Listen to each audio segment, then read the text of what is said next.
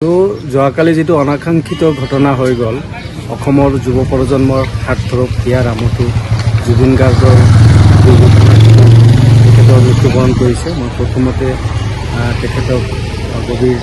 শ্ৰদ্ধাঞ্জলি জ্ঞাপন কৰিছোঁ, লগতে পৰিয়ালবৰ্গলৈ গভীৰ সমবেদনা জ্ঞাপন কৰিছোঁ আৰু তেখেতক প্ৰতি শ্ৰদ্ধা জনাই আমাৰ এই গৰৈমাৰী অঞ্চলৰ আচলপাৰা সাপ্তাহিক বজাৰ ব্যৱসায়ীসকলে বা আমাৰ বজাৰ কমিটিৰ মানুহে আজিৰ দিনটো আমি দোকান পোহাৰ বন্ধ ৰাখিছোঁ আৰু সঁচাকৈ খুব দুখ লাগিছে। অনুতপ্ত যিটো ঘটনা, যিজন মাত্ৰ 52 বছৰ বয়সতে অসমৰ জনতাক অসমৰ ৰাইজক কন্দুৱাই তেখেতে অচিন দেশলৈ গুচি গৈছে, যাতে পৰৱৰ্তী সময়ত জুবিন গাৰ্গৰ যেনেকুৱা ধৰণৰ তেখেতৰ লগত তেখেত যেনেকুৱা ধৰণে মৃত্যুবৰণ কৰিবলগীয়া হৈছে, তেনেকুৱা ধৰণৰ যাতে অসমৰ কোনো এজন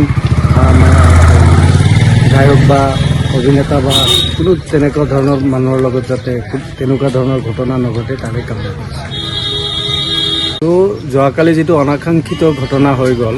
অসমৰ যুৱ প্ৰজন্মৰ হাতধৰক হিয়াৰ আমঠু জুবিন গাৰ্গৰ দুৰ্ঘটনাত তেখেতৰ মৃত্যুবৰণ কৰিছে। মই প্ৰথমতে তেখেতক গভীৰ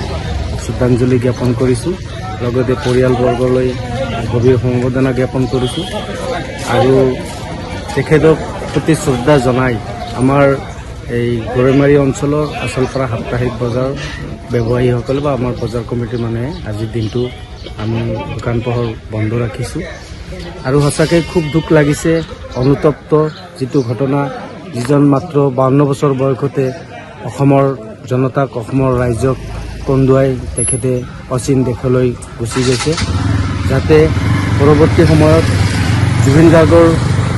যেনেকুৱা ধৰণৰ তেখেতৰ লগত তেখেত যেনেকুৱা ধৰণে মৃত্যুবৰণ কৰিবলগীয়া হৈছে, তেনেকুৱা ধৰণৰ যাতে অসমৰ কোনো এজন গায়ক বা অভিনেতা বা কোনো তেনেকুৱা ধৰণৰ মানুহৰ লগত যাতে তেনেকুৱা ধৰণৰ ঘটনা নঘটে তাৰে কামনা কৰিছে। যোৱাকালি যিটো অনাকাংক্ষিত ঘটনা হৈ গ'ল অসমৰ যুৱ প্ৰজন্মৰ হাতধৰক হিয়াৰ আমঠু জুবিন গাৰ্গৰ দুৰ্ঘটনাত তেখেতৰ মৃত্যুবৰণ কৰিছে। মই প্ৰথমতে তেখেতক গভীৰ শ্ৰদ্ধাঞ্জলি জ্ঞাপন কৰিছোঁ, লগতে পৰিয়ালবৰ্গলৈ গভীৰ সমবেদনা জ্ঞাপন কৰিছোঁ আৰু তেখেতক প্ৰতি শ্ৰদ্ধা জনাই আমাৰ এই গৰৈমাৰী অঞ্চলৰ আচলপাৰা সাপ্তাহিক বজাৰ ব্যৱসায়ীসকলে বা আমাৰ বজাৰ কমিটিৰ মানুহে আজিৰ দিনটো আমি দোকান পোহাৰ বন্ধ ৰাখিছোঁ আৰু সঁচাকৈ খুব দুখ লাগিছে। অনুতপ্ত যিটো ঘটনা, যিজন মাত্ৰ 52 বছৰ বয়সতে অসমৰ জনতাক অসমৰ ৰাইজক কন্দুৱাই তেখেতে অচিন দেশলৈ গুচি গৈছে, যাতে পৰৱৰ্তী সময়ত জুবিন গাৰ্গৰ যেনেকুৱা ধৰণৰ তেখেতৰ লগত